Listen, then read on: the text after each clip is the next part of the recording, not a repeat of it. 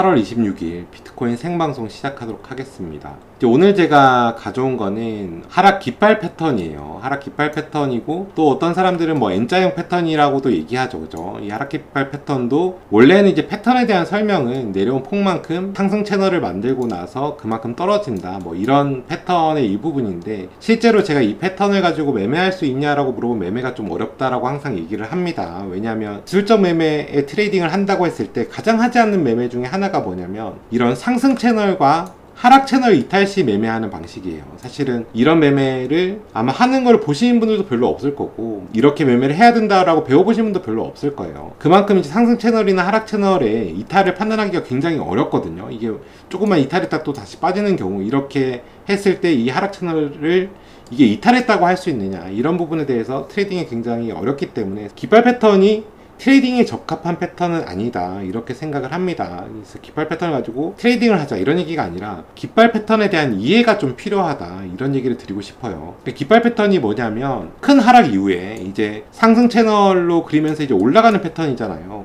여기서 이제 어떤 부분을 우리가 집중해야 되냐면, 자, 우리가 시장에서 가격이 크게 하락했어요. 그 다음에 이제 반등을 한단 말이에요. 어차피 시장에서 하락이 영원할 수는 없기 때문에 떨어지다가 이제 반등하는 구간이 분명히 있을 거예요. 멈추는 구간이라든지. 근데 그냥 반등을 하게 되면 당연히 이렇게 반등을 하겠죠.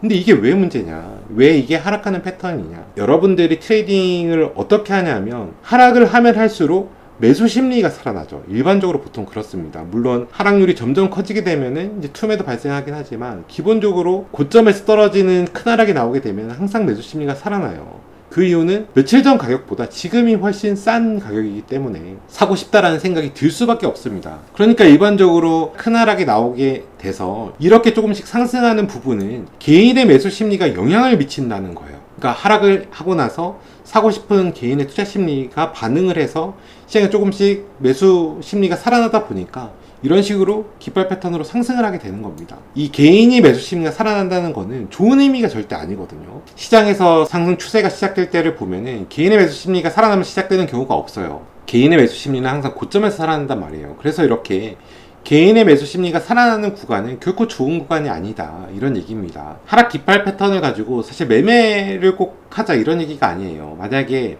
큰 하락이 발생하고 나서 좀 사고 싶다라는 생각이 들 수 있잖아요. 그러면서 시장이 좀 상승하는 분위기가 나와요. 그럼 차트를 보고 이게 혹시 하락 깃발형 패턴이 아닌지 확인해 볼 수 있는 겁니다. 개인의 투자 심리가 반영되는 부분들이 차트에 표현이 되고, 그런 부분을 가지고 우리가 기술적 분석을 하게 되면은 트레이딩이 좀 더 우위를 가질 수 있는 거거든요. 사실 시장에서 이제 이렇게 떨어지고 나서 반등을 하게 되면은 시장이 좀 상승을 하려는 가보다라는 생각이 들 수밖에 없어요. 왜냐면 이전보다 굉장히 저가고 또 가격은 상승하고 있기 때문에.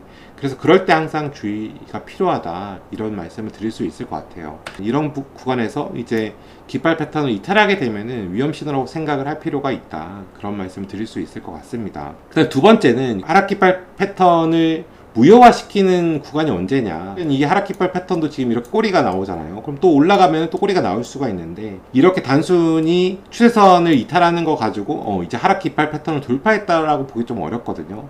그래서 그때는 이제 저항선을 찾아보는 겁니다. 저항선을 기준으로 두고 하락 깃발 패턴이 진행되는 과정에서 중요한 저항선을 뚫게 된다면, 이 하락 깃발 패턴을 이탈했기 때문에 이제 하락 깃발 패턴은 유효하지 않다, 이렇게 볼 수 있거든요. 그래서 하락 깃발 패턴은 똑같이 상승 추세선을 이탈했을 때 공매도 하지 못하는 것처럼, 이렇게 위에 있는 상승 추세선을 이탈했을 때도 사실은 이제 하락 깃발 패턴이 끝났다라고 보기 어렵거든요. 그래서 그럴 때는 저항선을 그려놓고 그 저항선을 기준으로 고민해 볼 수 있다, 이렇게 말씀을 드릴 수 있을 것 같습니다. 그래서 뭐 기술적 차트 분석을 가지고 뭐 꼭 매매를 안 하셔도 되지만, 이 기술적인 지식을 가지고 있으면 혹시 내가 심리가 어느 쪽으로 흔들릴 때 차트를 보면서 패턴을 함께 보면은 좀 그 심리에 대한 부분을 제어할 수 있는 수단이 될 수도 있거든요. 그래서 그런 부분 때문에 우리가 기술적 분석에 대한 공부가 또 필요한 부분이기도 합니다.